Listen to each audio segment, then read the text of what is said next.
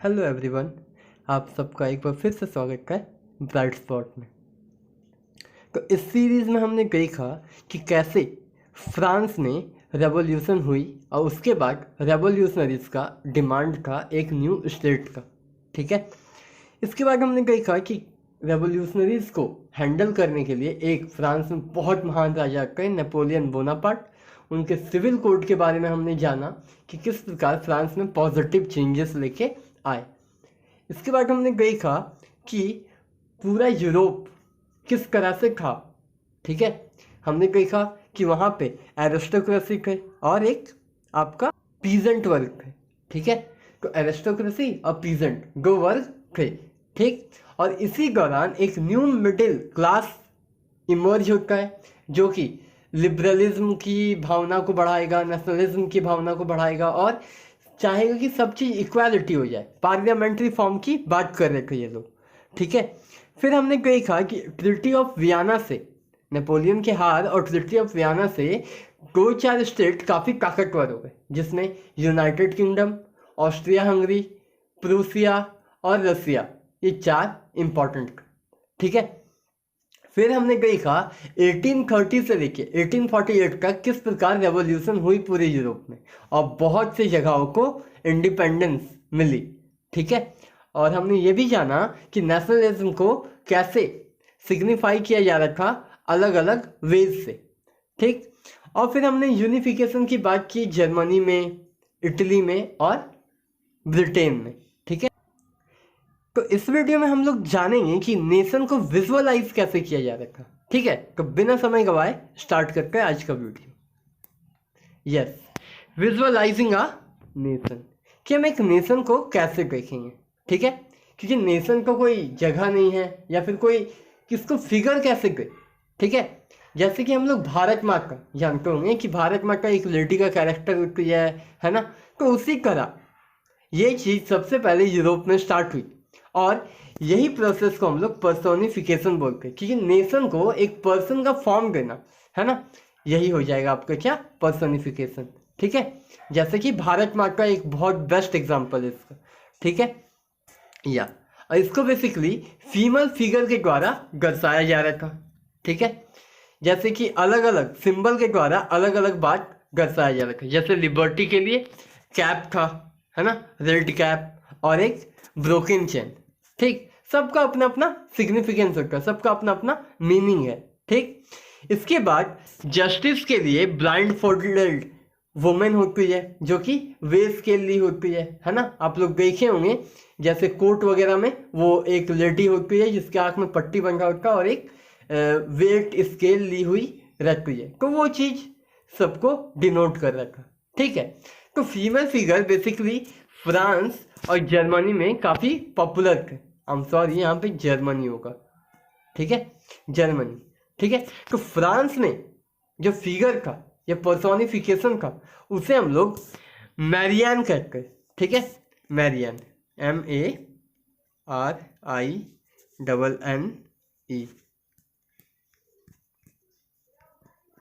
ठीक है, और जर्मन का जर्मेनिया, जो कि स्पेलिंग यहाँ पे था। ठीक है, तो ये था आपका पूरी एक छोटा सा बात कि कैसे हम लोग नेशन को विजुअलाइज करेंगे। अब हम लोग जानेंगे एक न्यू टॉपिक के बारे में, वो है इंपेरियलिज्म। चूंकि हम नेशनलिज्म के बारे में पहले बहुत चर्चा कर चुके हैं, तो बिना समय गवाए इंपेरियलिज्म क्या होता है ये जानेंगे। इंपेरियलिज्म का माने होता है कि पावर को बढ़ाना अलग अलग रीजन में बाय यूजिंग मिलिट्री या पावर का उपयोग करके दूसरे रीजन को कैप्चर करना, यही है इंपेरियलिज्म। ठीक है, तो इसको अभी हम लोग जानेंगे कि ये कैसे पूरे वर्ल्ड को इन्फ्लुएंस किया। उससे पहले हम लोग यूरोप के एक पार्ट बाल्कन्स के बारे में जानते।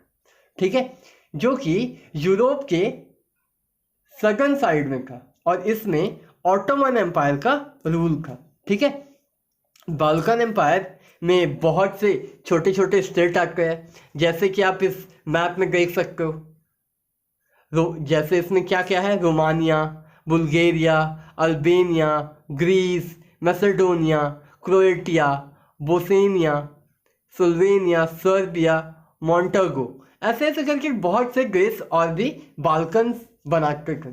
ठीक है।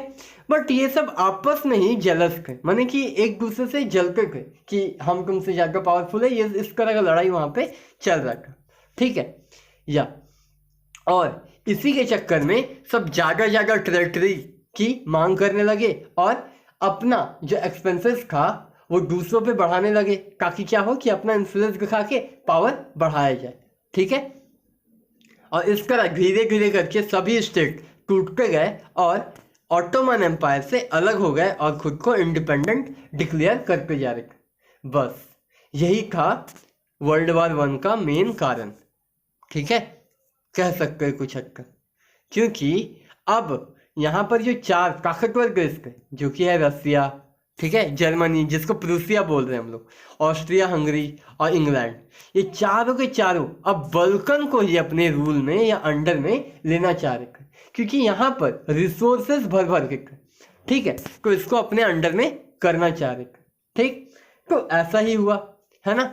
इसी के लिए सब कोई क्या किए कि पावर गेन करने के लिए, है ना, ट्रेड पे, कॉलोनीज पे, नेवल पे, मिलिट्रीज पे, है ना, पावर गेन करने के लिए, है ना, trade, colonies, naval, military, power gain करने के लिए ट्रेड पे, कॉलोनीज पे, नेवल पे और मिलिट्री पे, है ना, बहुत से देश जो कि हम दिखाए 4 मेन देश थे, ये लोग अटैक करने लगे और अपने पावर से, अपने इन्फ्लुएंस से गुलाम बनाना स्टार्ट किए, जिसको हम लोग कॉलोनाइजेशन बोलते हैं, ठीक है ना। और इसी से बहुत सारे वॉर हुए और फाइनली इसी के कारण वर्ल्ड वॉर 1 होता है, ठीक है।